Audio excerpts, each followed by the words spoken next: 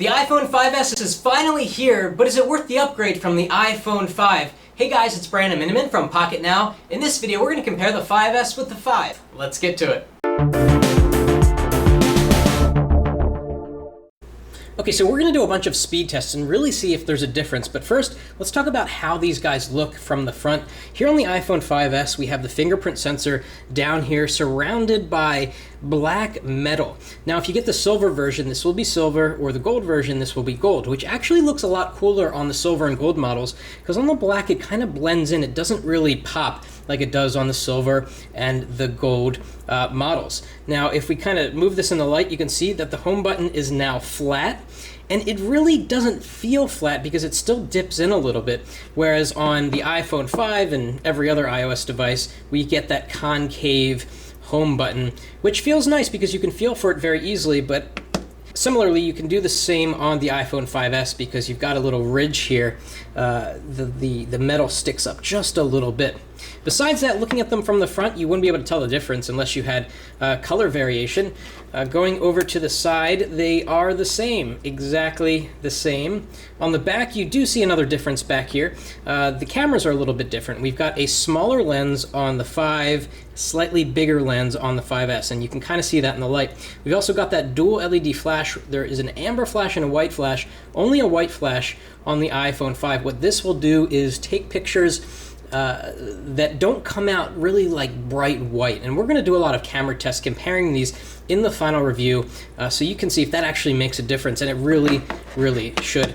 Now, we're going to turn on these devices at the same time. Obviously, we're looking for the 5S to be significantly faster than the 5. It's got a 64-bit chip, which really should make a difference. So let's turn them on and see which gets on first. They're set up with the same backup, so they're really running the same apps. Let's check it out. 1, 2, 3, and the iPhone 5S is already off to a faster start, and in iOS 7, the boot animation matches the color of your phone, so black and white. Okay, and the iPhone 5S got to the lock screen faster, significantly faster than the iPhone 5. And there we are. And right now it actually appears as if the brightness on the 5 is higher, so let's just equalize that for the sake of making this a fair video. And I'm just going to turn on full screen brightness. And right away you can tell that there's no difference between the screens. We've got a different wallpaper, sure, on the 5, but if you look at like the Starbucks icon and the calendar icon, they're both the same amount of brightness. So what we want to do now is open up some apps and see if there's a difference with the iPhone 5S. So we were just in settings. Let's do that again. Absolutely no difference there. Go back to the home screen. Let's open the Weather Channel app. A little bit faster on the 5S, definitely faster on the 5S. Let's go into Safari, and we're going to bring up Pocketnow.com here at the exact same time. 5S got it done a lot faster, still going on the 5. And this is kind of funny, right? Because the 5 is a very fast phone.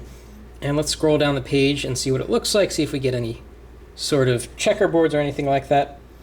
Very smooth on both, though it looks like it's slightly faster on the 5S. Let's go to another web page. We'll bring up favorites here. Let's go to The Verge. Go. Okay, that was actually faster on the iPhone 5 there. Let's go to another page. Let's go to Engadget Mobile. Oh, missed that, so instead we'll go to Gizmodo. And they're off, and iPhone 5S finished slightly ahead of the 5. Now let's launch the camera app. That's always super important. That always seems to lag a little bit. So 1, 2, 3, go.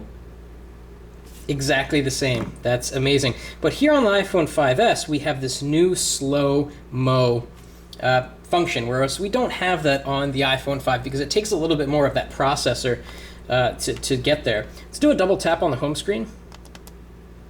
Exactly at the same time. There are just really small differences. One place you'll definitely notice it is in gaming, especially games that have been optimized for 64-bit. Asphalt 8 has not been optimized for 64-bit, but it gets a huge bump in loading time on the 5S. So 1, 2, 3, go.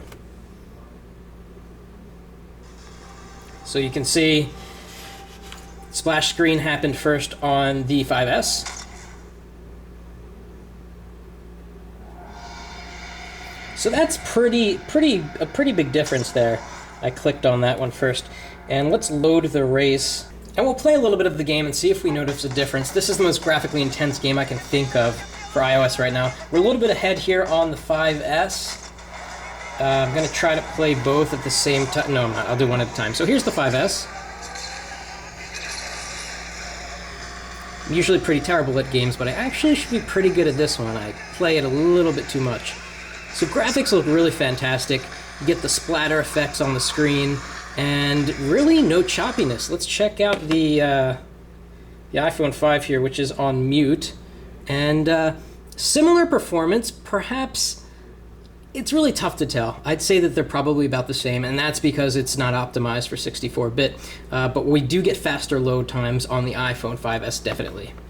Now, another thing you get on the 5S that you don't get on the 5 is fingerprint ID, or Touch ID as Apple calls it. So we can back out here and go into General, and you can find the fingerprint passcode stuff down here. We did a separate video on that, and we'll link you to that. But basically, with the iPhone 5S, you can save some seconds by not having to type in a password for iTunes when you're downloading apps, and for when you're getting into your phone from the lock screen, you don't have to put in your password if you have one. It's a time saver if you use a password. Otherwise, it's a little bit of a novelty. Let's load YouTube because, video takes a while to load sometimes, and let's swipe over here. We'll go to Uploads, and we'll play a video and see which queues up faster. So we just did that fingerprint sensor setup video, so tap it at the same time. 1, 2, 3, go. A little bit faster on the 5S.